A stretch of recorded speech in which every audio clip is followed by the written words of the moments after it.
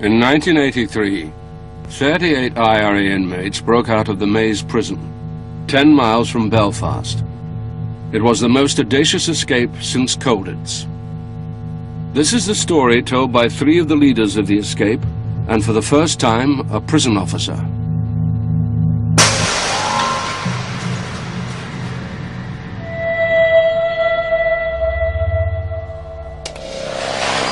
The Maze was reputedly Europe's most secure jail, a prison within a prison within an army camp. It's hard to explain the quite intimidating nature that was the H-blocks.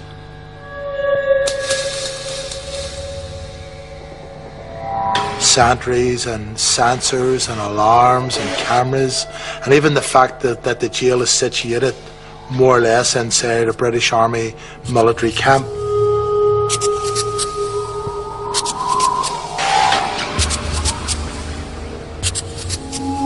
Each wing is secure. Each leg of the H in the block is a secure unit.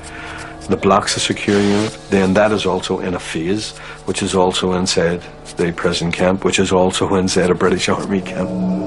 If you want to get out of that, you have a series of things to do to go from point A to point B, and it's all designed as a hyper secure unit.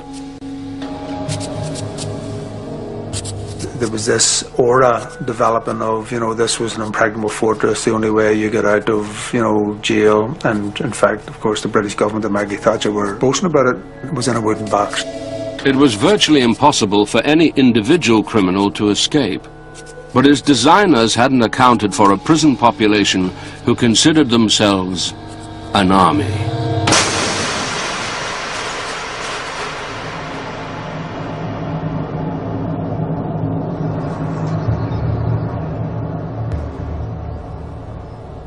The amount of prisoners who were doing huge sentences was phenomenal. So there were loads of life sentence prisoners, 20 to 30 year sentence prisoners. So in a sense, people had to focus on attempting to get out.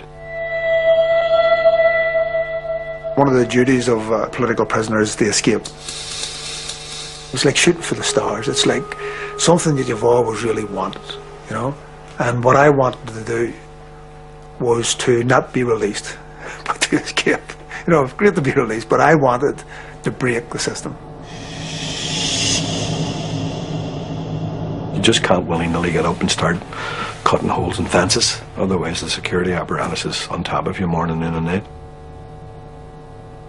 The camp staff decided that something needs to be done to coordinate this. The camp escape officer who was appointed was Larry Marley. Immediately he set about establishing an escape department. He wanted to create a collective ethos within the jail about an approach to escapes. So they set about organising an escape officer in every block. They set about setting up an intelligence officer who was to bring in intelligence.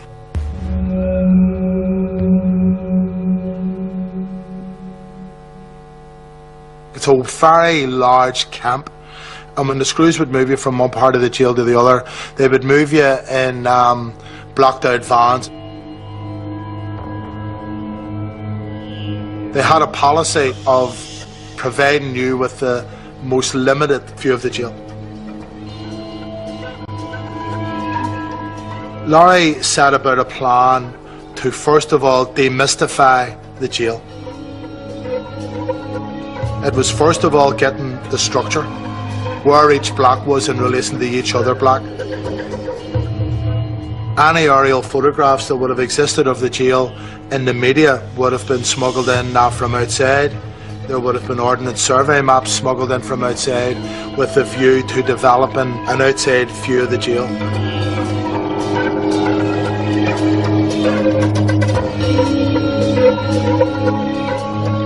The intelligence gathering process, the most obvious aspect of it was prisoners moving about the jail. We then made ourselves available for work with the view to infiltrating the system. So prisoners were then working in the prison hospital, prison administration areas, the kitchen, going out on visits, coming back from visits. There was prisoners going out on parole, coming back from parole. Larry then had working with him a think tank, a wee core group, who would go through the information coming in from a central perspective. He was also very innovative, and he used to encourage me when I would say about, look, I think we could do this and do that. He said, listen, you need to think big. Let's think big. Never mind 4 or 5 people. Why not 20, 25, 34? Why not 40? Why not 50? Think big. Always think big.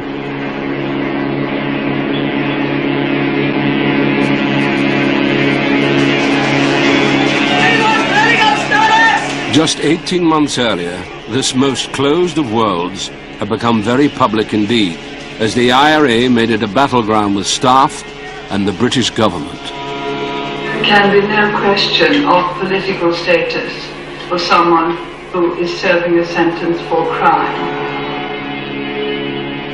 Crime is crime is crime. It is not political, it is crime. During the hunger strike I would say, was probably the most tense time in the prison. I mean, I, for one, didn't think a prisoner would die on hunger strike. I thought when we were on hunger strike, they'd come to an agreement with the government, but I could not for life of me see the government letting somebody die. And it came as a shock when the first one died, and then that threw a blanket over the Maze prison. The atmosphere, you could have cut it with a knife. Screws didn't like us because the IRA on the outside had killed X amount of prison staff, and on a more face-to-face level, we didn't like Screws because by and large we had been the victims of their brutality. There was huge anger, I would argue hatred. Some of the stuff that was done during the protest, I mean, people still talk about with great emotion. The escape plan began with a radical move. The initial focus was not the prison or its structure. The first walls to scale were in the prison officers' minds. Part of the change in tactics was to have a better, if that can be the term, certainly a more working relationship with the prison staff. We sat down and we planned the approach to the Screws with regards to trying to create a friendly environment. Part of that was talking to Screws by their first names, arguing with them over calling us by our second names. I mean, if they said story visit, you say, "Man ahead, John, the name's Bobby, what are you shouting like that for?" And trying to create this sort of softness and taking the tension out of the climate. It was crucial for the psychology that existed in the block to be brought to the level of not this hyper-security attitude that they had had. We went through a difficult time on occasions getting Republican comrades to go out into the same environment as Screws and act in a way as if you were accepting the status quo. For instance, Vic McFarlane, who would be the OC of the hunger strike. How all of a sudden he could be out cleaning the bins. This is a Republican prisoner, naked in a cell, who's taken on Maggie Thatcher. And then all of a sudden they have him brushing yards. And their attitude actually, strange enough, was in some of them, was they thought they broke us. Others, you know, were a bit suspicious, but there was ones there who actually thought, oh, we've got these guys now. When the Screws come down the wing, you'd actually stood helping them with a crossword, or you'd have been bantering them about the football. It also then, when you're sitting down, you're making them tea and you're having toast, the conversations will move on to other things. Through conversation that way, you end up acquiring information as well. Just through a process, Jesus, it must be a nightmare queuing up to get out there. Nah, I know what I do, blah, blah, blah. You know, it must take us an eternity getting off duty. If there's 200, just going out at the one time. No, but sure, we stagger it, and this is what you do. And sure, I can go out, and what I do is slip off early, and that PO lets me away 15 minutes early because, see, at such and such a time, that's when you get the big. So somebody's only after telling you that the worst time in the world to go through that gate there is at 3:45.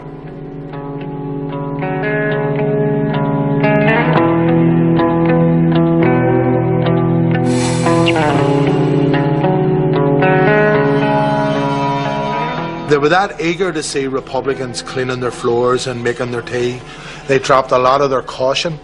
And in the case of H7, which was crucial to the work that we would eventually do there, the screws wanted us to go into the circle area, which was the nerve centre of each of the H blocks, and to clean and to polish their area. It then became acceptable for me to be standing in the grills of the nerve centre of the block, which is their security control room, which is supposed to have the wooden door closed, the steel grill bolted and padlocked. It then became norm for that door to be open. They needed it open for fresh air because there was no ventilation. But it then became norm that they unpadlocked and just left the bar over. It became normal for me to be standing with my arms through that, talking to the screw, getting them a cup of tea, opening the grill, bringing them in tea and toast, closing it over again, walking away. Slowly but surely, it became the norm. The prisoners manipulated the staff. That's the way they worked over probably a number of months. They weren't doing anything to benefit me or any of the staff. They were playing their own tune. Through the strategy of interacting with prison staff, Republicans gleaned a vital piece of intelligence.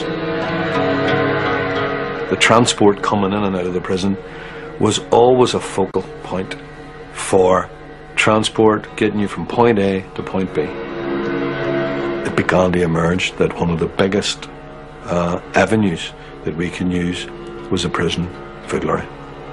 That travelled in and out of the camp, travelled in and out of every block, and quite frankly I lost count of the number of times per day that lorry was travelling around the camp. It was just non-stop.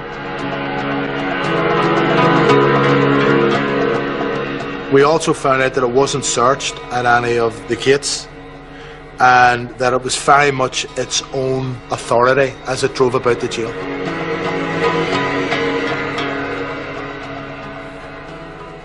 They also learned through intelligence gathering that it went outside the camp for screws who were doing what was popularly called homers, and that would be like moving furniture or just using the lorry for whatever reason they wanted to use it on a personal basis.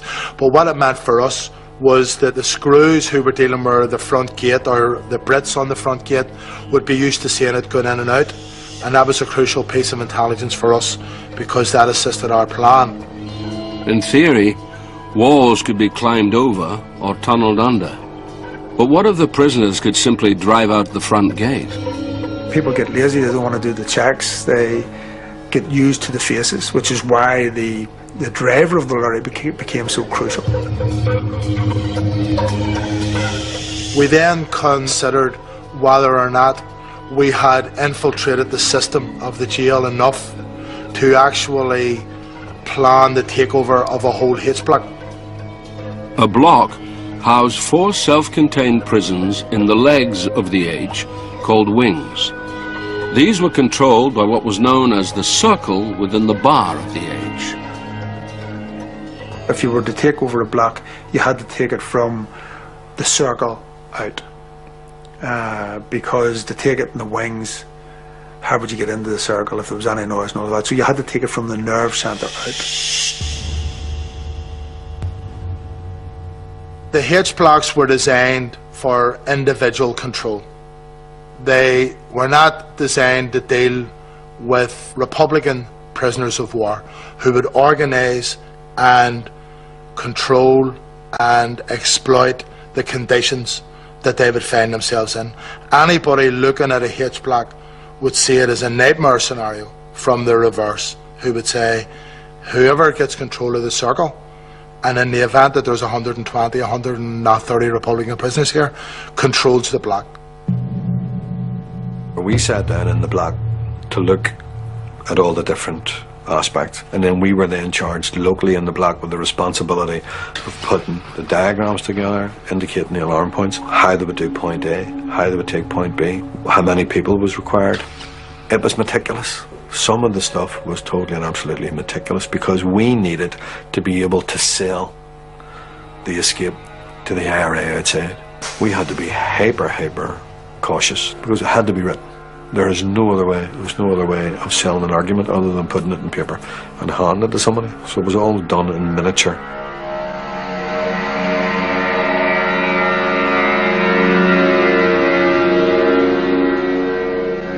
It's a major operation that you're talking about doing, and it's no different from an IRA operation outside, that it's a need-to-know basis, and if you don't need to know, you don't know, even if you're going to be playing a part in it at a later stage. Like you used to have a thing, loose lips sink ships during the war. Literally there were some people who didn't know about the escape right up to the last minute. And the underpinning security aspect of it was that if we found out that they had breathed a word to anybody by hint or innuendo or anything, they wouldn't be going. I mean, the risk factor in this was huge. I would have recognised early on that if there was no firearms available for the escape, then the escape wasn't going to happen. We worked out that the screws would have had the weight of numbers over and above us out in the administration area, and that we would actually need pistols, firearms, for greater effect and greater influence over the screws. You had to be able to take whoever you were taking and have them basically surrender immediately, because you couldn't afford any fisticuffs or anything like that. And the only way to do that was that they knew that they had no choice. The army leadership on the outside recognised the escape plan as one that could work, and they cleared the operation and agreed to resource it. With the IRA's agreement, what had until now been a paper exercise became reality. Guns were smuggled inside. 25 years on, the IRA will still not say how. Now, once they agreed, that was sort of game on. That just lifted us from about 20% to about 60 or 70. You know, it just gives you that difference, that whole different attitude to it. And I remember Jerry saying to me that this is good stuff. This is looking really, really good. So we knew we could take over a block. We knew we could secure the block without the alarm going out. We knew that the prison lorry would come at a particular time. We knew we could hijack the lorry. We knew we could hide in the back. We knew that the prison lorry would not be searched going through the jail to the Tally Lodge.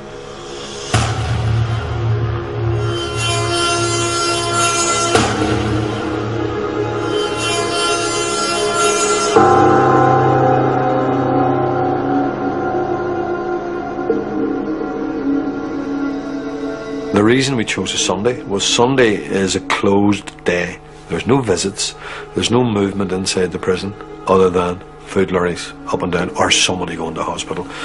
There's no workshops, there's no football, there's nothing. Sunday is just, you observe Sunday like a religious day almost, even inside prison. Therefore they do not also need the same amount of staff as they would on a normal working day. You're up on that day, there's a sense of there's a wee apprehension about the day, and there's a sort of sense of something's on here. I suppose in a personal sense I was going, you know, this is it. I had a number of attempted escapes, a number of them had failed. I knew that this was both complicated and dangerous. I knew that whatever happened, if I was caught at the far end of it, that it was going to increase the amount of time I was in jail fairly substantially. So it was a big decision. The first job of work to be done that day was to pick McFarlane, who was the orderly. His job was to take the names of all the screws in the block, because we needed 12 uniforms and we needed to identify, knowing the prisoners who they were for, the screws that we would take them from for size and fit and stuff like that there. One of the things that I had to identify was the control room, because it's crucial, and it was always the same 5 or 6 people who alternated that duty in the control centre, and out of the 5 or 6 there's only one of them that we felt would create any difficulty in a bad situation, and he's the one that was on that day. It was John Adams was on the control room, and I was chatting to him, oh, early start today, early away. No, I've took on a full duty today. And I went, Jesus Christ. After months of winning the warders over with fake friendliness and tea and toast, It was time to reveal their true intentions. 38 men, a dozen with key duties, would launch an escape planned with military precision. I went out, down the wing, out into the circle, overalls on, pistol down the belt. Jerry Kelly followed him out a couple of minutes later from another wing. He also had a firearm. Tony McAllister followed him out, and Brendan Meade followed him out. All of those prisoners were armed with a pistol. Those were all prisoners who were orderlies in the general circle area or had reason to go in and out of it, and Screws were used to seeing them there. At the point that Bick decided the operation was ready to commence, he was to shout the word bumper. And then Bobby Story, that was his way of getting out. He was going to bring the bumper out. Bumper is a floor polisher. And then that was us on the move. The bumper command signaled a 90-second countdown. In that time, Bobby Story and his team would have to silently capture 4 prison officers, all gathered in one room. We talked about and practiced bringing a level of aggression to each of the moves in order to deter anybody from resisting us and to offset the likelihood of our having to use the firearms. You use verbal aggression to put it across. You know, you make sure they know this is an IRA operation. You make sure that they know you will act if you have to, but you won't act if you don't have to. And when I closed the door, there was 4 prison officers in the room. We produced our firearms. We had practiced going through the drama of very dramatically producing the guns and pointing them at their heads, and then we had to whisper, which we were concerned might undermine the effectiveness of the threat that we were trying to achieve. But we produced the guns and we said, get down on the ground. I then cocked the weapon that I had to let them know, because they're familiar with weapons, that the weapon was real and that it was ready to fire. They then moved off their seats and got on the floor. Story would then move to a pivotal position within the circle. Everything had to be done by line of sight. When I went out the door, Jerry Kelly could see me, Bick McFarlane could see him, the 2 lads who were talking across the circle could see me, and when they went down the wings to arrest their screw, the lads in the wings could see them. It was like the pebble in the water. It was like a ripple effect of a pebble in the water. And the circle's gone out in opposite direction, but at exactly the same time, and we were trying to get that effect. So it was just that bang, bang, bang, bang, all second after second. As soon as I see you taking him, I take this guy here. Key to the success of the plan was taking over the control room, which oversaw the block and communicated with the outside world. The problem with the control room was that where he sat, you had an intercom, there was a panic button, there was a radio, and there was a telephone, right? So he had all of those, which were within his reach. So it was crucial that he didn't make a move, and he was actually the person we were most worried about. He was the person we did not want in the control room. And the problem was there was a gate between me and him. He said, don't have to move. Get on the ground. This is an IRA operation. If you move, I'll shoot. If you do what I tell, you won't be hurt. He says, if anybody phones here, you ask them what the problem is, you then take 30 seconds, and whatever the problem is, you go back to them and say, look, that's been sorted. And he says, well, what if they don't believe me? And I says, John, you make them believe you. Your life depends on it.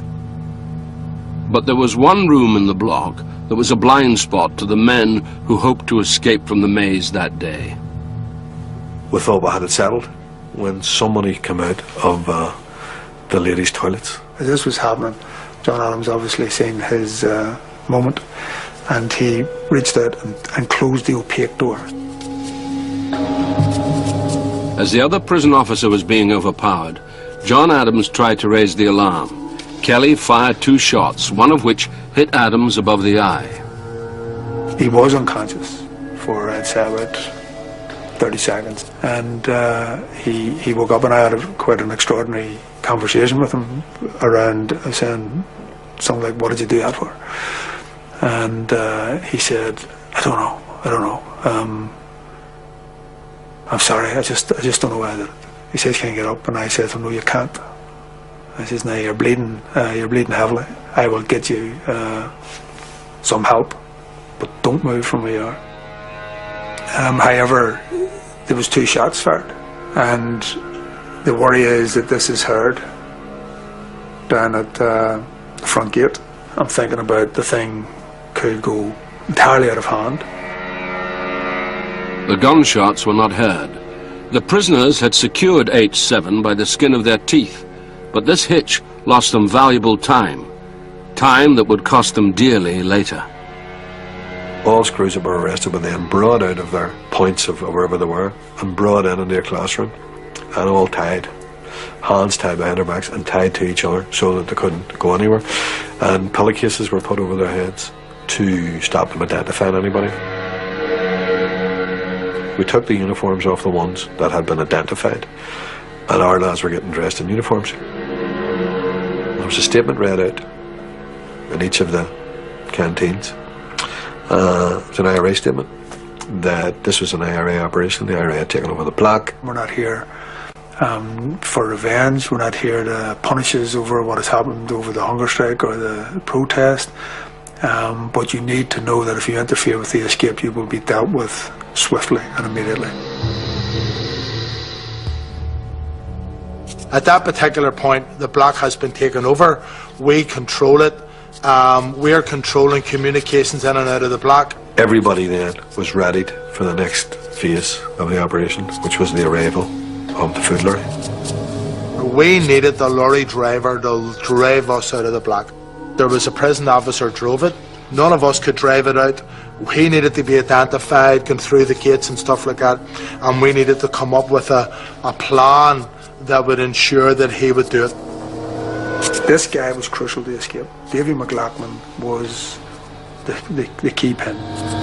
So when he got out of the lorry, Jerry Kelly and I went up to him, produced firearms, very aggressively pointed them at him, told him that the block was under Republican control, that he was under arrest, that if he didn't do what he was told, that he would be shot. This is us here at H7. Okay. We made the medical room up like 3 pin boards with maps on it. We had rounds of ammunition sitting on the table and a couple of firearms, just in order that he's seen that he was in an environment that we were absolutely confident in, that we would be clinical about, and that we controlled.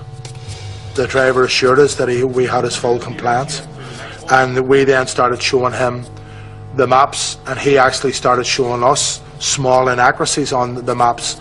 And the reason for that was because he said, "I'm just showing you this in case where you're saying you turn left there, it's actually maybe 40 yards further down, but in case you think I'm driving on and doing something wrong, I don't want you to overreact on me."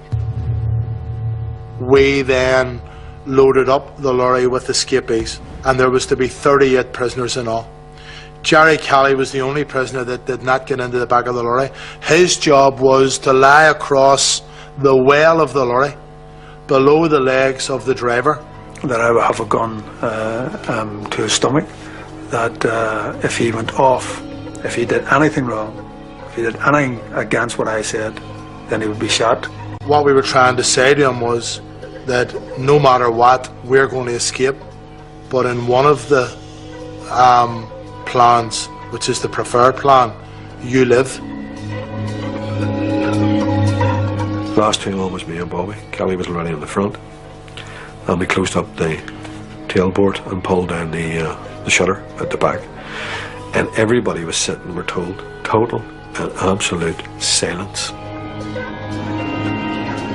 So we drove off out of the block, swung left and then left again up along the road towards the exit route. There were just 3 gates between them and freedom, but their greatest hurdle lay ahead, taking the tally lodge, the control room for the main gate. I knew the route. even though I was lying down, I sort of, you could see out, and I knew exactly the route down and right down to the Tally Lodge. I knew the gates we had to go through. You could hear the guy down at the gate shouting up to the driver, "All right, Davy, how's it going?" And he had the gate, the hydraulic opened, and we drove straight through. We went through the second gate, which is the administration gate, and then we drove down to the Tally Lodge area. The Tally Lodge was where the prison officers clocked in and out. The plan was to take it over, restrain the guards, and open the gate. The truck would then take the 38 escapees to Scarva, 20 miles away, where they would be met by the South Armagh IRA and taken across the border. On one side you had the security hut or Tally Lodge. There was a brick post up in the corner sitting above you, and what I wanted to do was to park the lorry so that we could block as much of what was happening on Tally Lodge from the Brit. My job then was just to sit there and watch David McLaughlin, and I was trying to keep him calm, but in certain ways he was trying to keep me calm. So I was engaged in a conversation. I says, "How you doing?" He says, "I'm alright." And he says, I says, "You married?" He says, "Yeah." And I says, "Any kids?" He says, "I have a couple of kids." I says, "How much do you earn?" He says, "Not fucking enough." So I was always quite sharp in the circumstances. Right, lads. Right, how things? You're under arrest. Charged with public alarming. Three of you be shot. We went into the out corridor, into the offices, arrested the screws, put them on the ground. You on the ground now. Face down, hands out. Now! At that point, Bick came in and left one of his team at the back door to arrest any screws who would follow in their footsteps, and at that point we had control of the Tally Lodge. When we got into the back door of the Tally Lodge, there was a boy standing behind the door with a pistol, and he said, "Get in there." And I didn't know what to make of it. And the last thing I thought of was the Provost. Never thought you'd get down there. I seen a prisoner I recognised and said to Keith, "Keep quiet, this is a Provost." And then my heart started, and I thought it was going to bust out of my chest.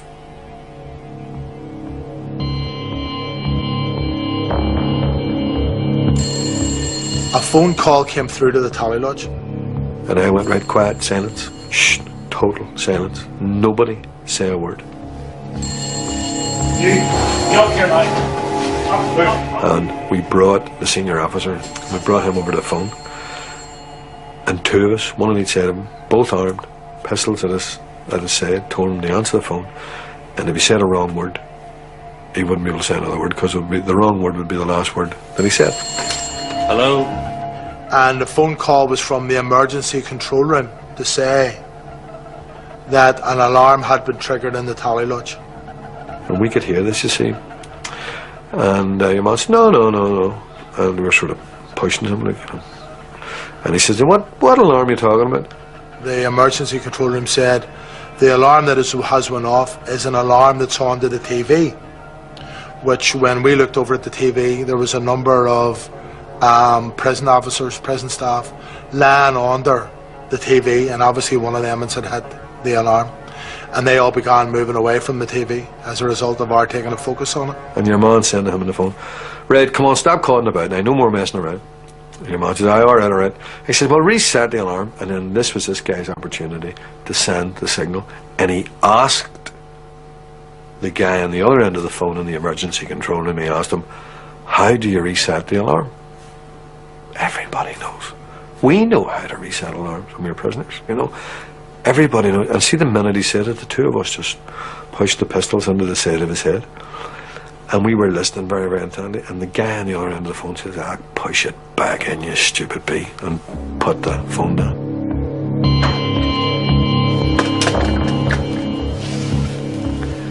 And this guy drained, just physically turned white, you know, the same colour as his shirt, because he tried to send a signal that something was wrong, and the other guy didn't pick it up.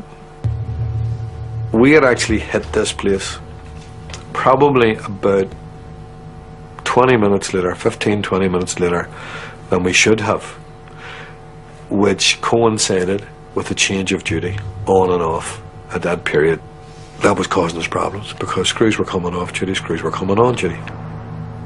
It was very quickly that we had in the region of 24 prison staff arrested in the Tally Lodge area under gunpoint, and the numbers were mounting. Our lads were standing in what we would always describe now as like a sea of screws. They were just surrounded by screws in onto their legs everywhere. I could see these boys, and to me, although they were in control of the Tally Lodge, they weren't in overall control of the whole situation. And as a boy would say to me, and I said to him that I think we could take them. I said, I think we could take these boys here. And I don't know why he overheard what I said or why he just seen me speaking to somebody, but I was told in no uncertain terms to keep my mouth shut. He says to me, are you a hero? You're a fucking dead hero. And he pointed a gun at me. The prisoners had exploited the jail's weakest link, the prison officers. But the staff's anger and humiliation unleashed an unexpected strength. It's unexpected. I will never know what happened. Just all pandemonium broke loose. I don't know who threw the first blow. I don't know what happened. Just everything was pandemonium, scuffling everywhere around me. I ran out and shouted the back, "That's it, go everybody, go." So I went down to open the gate, got the gate the whole way back, ran back in towards Bobby. See, when I did that, they drove 2 cars in and blocked the exit of the lorry. So the lorry wasn't going anywhere. So Bobby then said to me, "Open it, let the lads out." I remember then, I looked to my right, and there was something out of the back of the food lorry, and I thought, they were never going to stop jumping. There's a fight in this little open area, and there was a Brit in a box, sentry box, on top of the hydraulic gate to the right of it, literally 10 yards away. And he saw the fight. He saw half a dozen of us batter lumps out of each other down at this gate, but everybody's in uniforms. He didn't see any guns, he didn't see any weapons. The escape descended into a fight between prisoners and staff. 5 officers were stabbed. I seen Jimmy first, and Jimmy's words were to me, he says, "Campbell, the bastards have stabbed me." And I said, "Where?" And I think it was his left arm he lifted, and it was just below his armpit. But I said to him, "Jimmy, you're going to be okay because there's not much blood," and there wasn't really an awful lot of blood. It transpired in later years when there was a court case about the whole escape. The disparate gave evidence, says he thought it was a melee between prison staff who were fighting each other. Come on, keep going. 35 of us at that point ran for the fence, and 3 of us turned to hold the screws back with our pistols, whilst everybody climbed over the fence. Right back, left hand.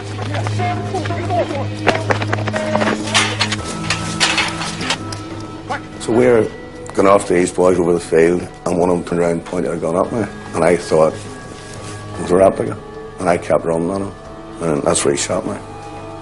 Shot me in the leg, and well, I went down. That was me out of it then.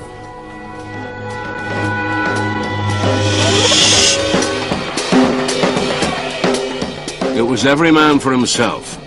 McFarlane, Kelly and Story quickly assembled 3 separate teams.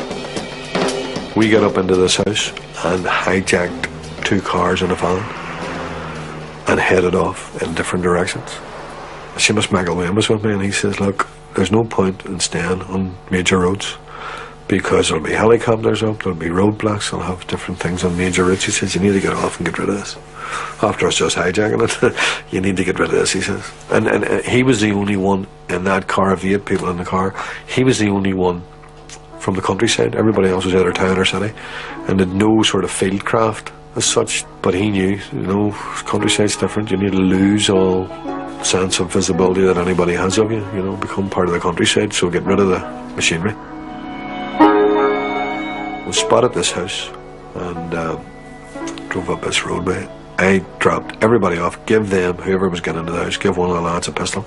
I just get in and take over the house.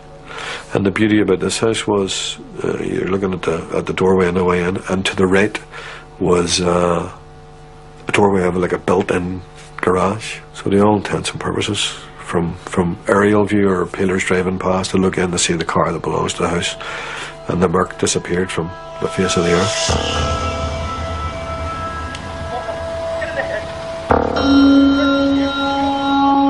We crossed a couple of fields, crossed the road, and we were coming to a river. It was actually the Lagan. We then hid along a hedge and got into the water and hid onto the bank. There was a couple of cows in a field facing us, and they started running off. One of them was startled. We thought people were coming, and they did. It was RUC, military police, and prison staff. They were shouting about prisoners having been seen. One of the RUC men, he pointed over to where we were and said, look at the way the water ripples on the bank there. And he think that's odd and stuff like that. And then he finally handed over his rifle to another RUC man, got down into, if you like, a press-up position for a look under the lip, and he was able to see clearly our heads behind the reeds. We were just clear to be seen.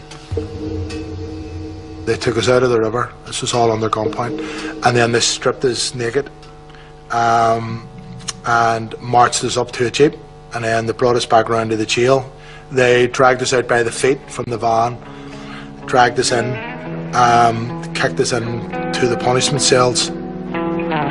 Jerry Kelly and his team made it to a nationalist housing estate in Lurgan, where they made contact with a former H-Block comrade.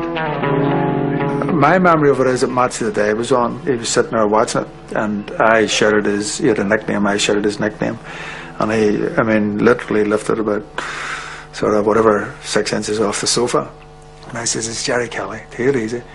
I says, "We've just escaped from the H-Blocks." He says, what? And then he sort of started recognising me. And he was sort of trying to get the information. He says, "When? How many? It hasn't been on the news." And I says, "We've just escaped." I says, "Well, we're seen coming in here." I says, "We stopped at the shop."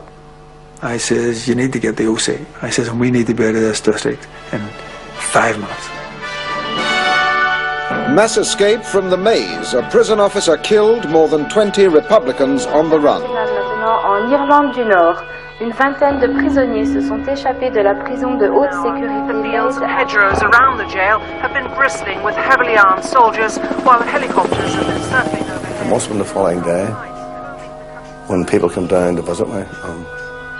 They told me Jimmy had died. Found it hard to believe, because I seen the blood on his shirt, and to me it was only a spot about the size of the palm of your hand. There was no great deal of blood, but there you go. 38 prisoners escaped. 10 of them were recaptured by tonight, but the remainder are still at large. Any way you look at it, the escape from the H-Block has driven an astonishing battering ram through one of the most carefully constructed high-security prisons in the world. It is a very grave incident indeed, the most serious in our prison history. The Secretary of State, Jim Pryor, has set up an inquiry immediately, and I think we must await the result of that inquiry. In the meantime, everything is being done to try to find the escaped prisoners and return them to prison.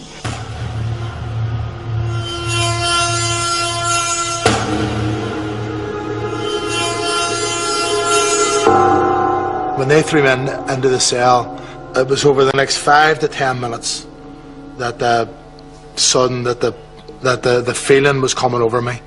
It must have been, I don't know, euphoria, relief, or whatever, that we had actually done it, that we had busted the jail, busted it wide open, so-called famous H-Blocks, most secure prison in Western Europe, blah blah, a Thatcher's dream, horror sort of breaker's yard, that I was full of adrenaline, euphoria, relief, feeling absolutely successful in everything that we had tried to do that day.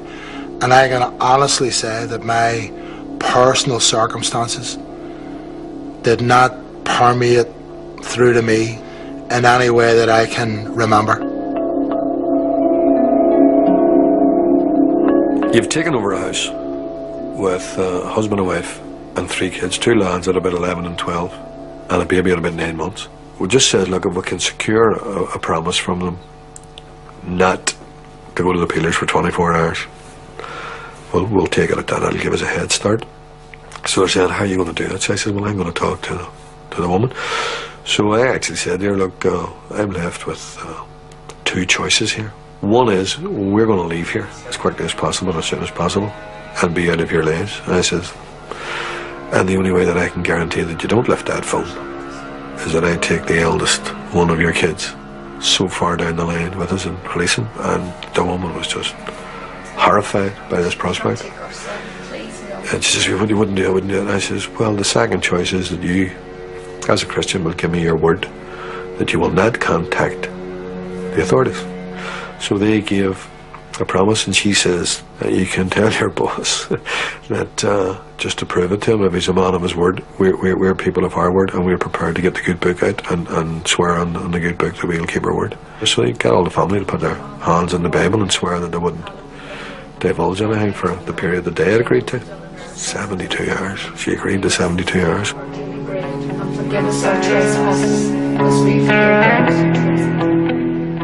The OC who I knew had been in jail with had arrived. He says, I can purchase an oil dump, an arms dump.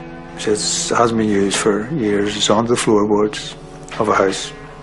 And we said, well, if it's a dump, it's never been found, and they've been raiding lurking for whatever number of years we were doing it, it sounded the best option. But when we would get down, the surprise was, we were expecting a dump to be able to sit up on it or something. You weren't able to sit on it. It was actually under 2 rooms with a connection in. You couldn't actually turn, if you were lying down, so you could only lie down, and you couldn't actually turn without hitting your shoulder on the rafters. So it was fairly tight. So we said to the couple that were there, we'll just stay there, unless, as children would say, you had to do number 2s, unless you couldn't afford. But I mean, if you're in it or whatever, we got coffee jars and all sorts of stuff down to say that that's the best way to do it. We spoke in whispers. Anytime we had to speak anyway. We got a radio down with an earpiece to try and hear the news, so we were hearing straight away what was happening in this, because it was obviously headline news and all of that. And of course, if you aren't up getting showered every day and what have you, then after a while, because we were there for 2 weeks, after a while you start to smell, and we might have been used to smell, but we knew clearly that there was body odours and all of that.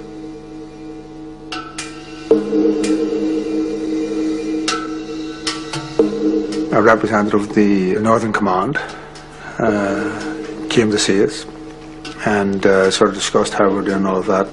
And I was dizzy when I went up. I went up to talk to him, and I was actually dizzy. My balance was gone when I went up. So it was that type of atmosphere. Well, let's keep it going. We decided that we would go to South Armagh because we knew contact people down there that we could get in contact with.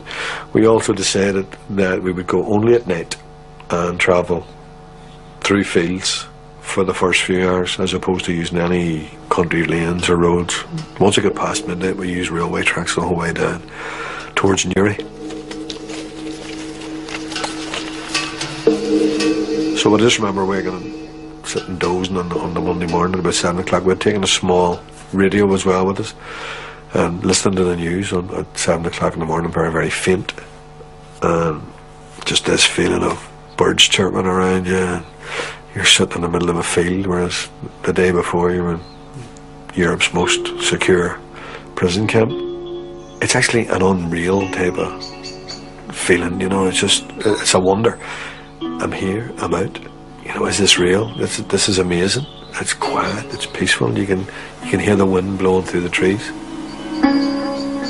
Come about 8 o'clock at night, we headed off again. Same thing again, over fields, fences. Now people were getting tired, and because you'd walk all night from it. We'd set off about 8 or half 8 at night, and you'd walk, you know, as continuously as possible, right through to about 4 or 5 o'clock the next morning.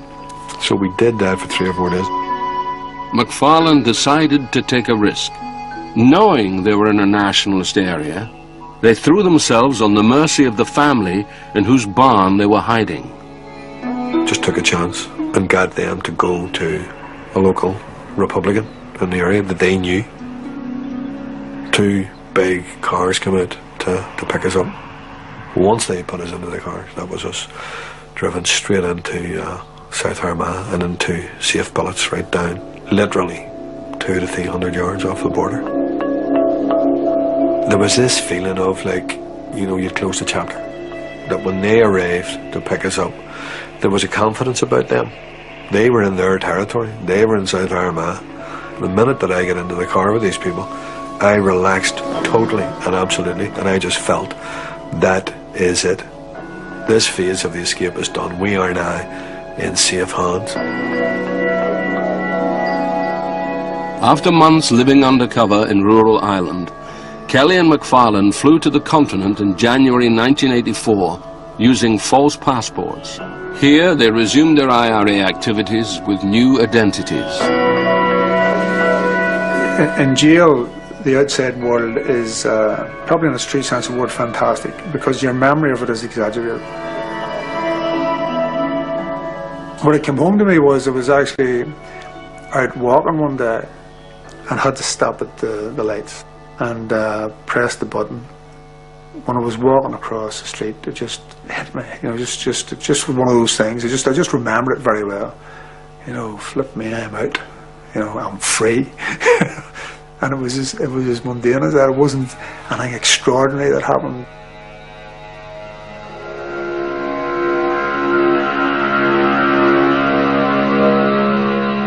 Life over there is different because you do have a false identity. You become somebody else.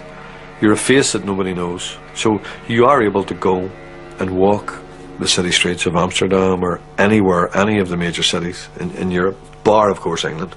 You're able to go and live anonymously.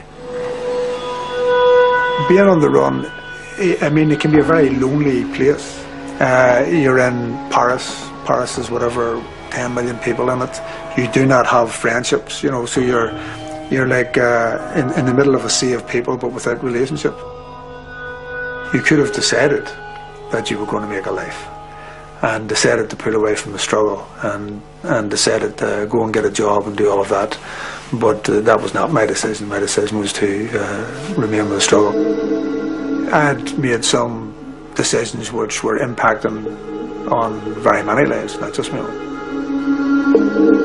You can have a normal life, with the exception is you're always watching over your shoulder for the wee odd glitch that might happen or something isn't right, and you obviously have a set of procedures, you know, security procedures that you adhere to religiously every day. A car accident was enough to put us back in jail. You have to realise that's the atmosphere you're in. So once they start doing any check, you're gone. Kelly and McFarlane remained Britain's most wanted. The escape had been a propaganda coup for the IRA and a personal affront to Margaret Thatcher. When the Dutch security people came on top of us, it's hard to say as to how they came about it. We called it wrong, basically, because the next morning they were onto the apartment. They had got onto the apartment somewhere. But in the heels of the hunt, it was 5 o'clock in the morning when the windows came in, the stun grenades, the flash grenades, and the armed security people from the Dutch police were just in on top of you, through windows and everything.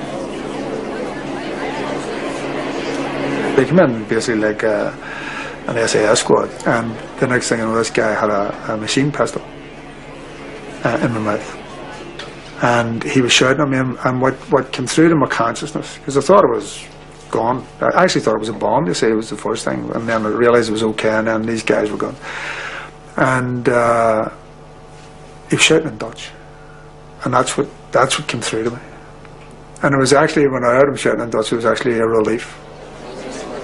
It's a frightening experience, and the thing I'm thinking of is, you know, if that was the Peelers or the Brits or something coming on top of you, you'd be dead before you know it.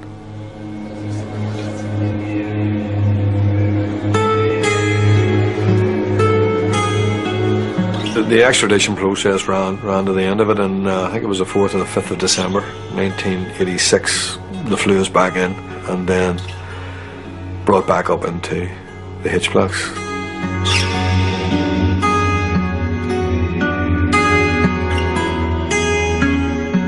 And they brought me into H7, and they brought me onto the same wing that I had escaped from. And they actually had the SO of the block that we arrested on the day of the escape standing in the circle when I walked in.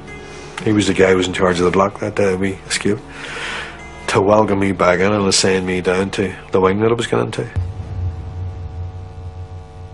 They thought that the thing to do, it was like something out of one of these detective shows, you know, bring them back to where it started so they'll never do it again.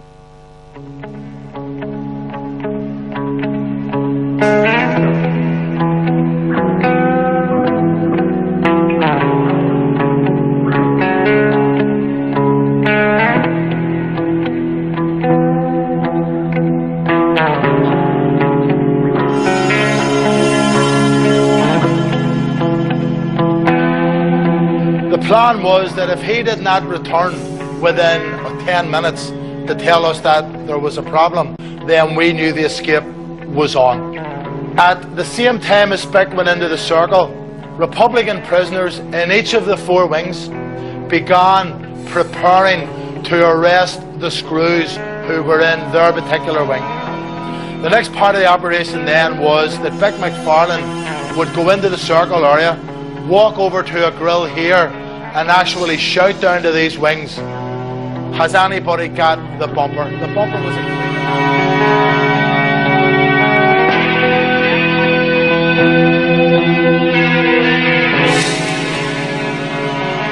And I call the Junior Minister, Mr. Jerry Kelly. I beg to move that the second stage of the Public Authorities Reform Bill be agreed. Drumcollia, the bill contains provisions relating to certain public bodies which are the responsibility of a number of departments, but it has been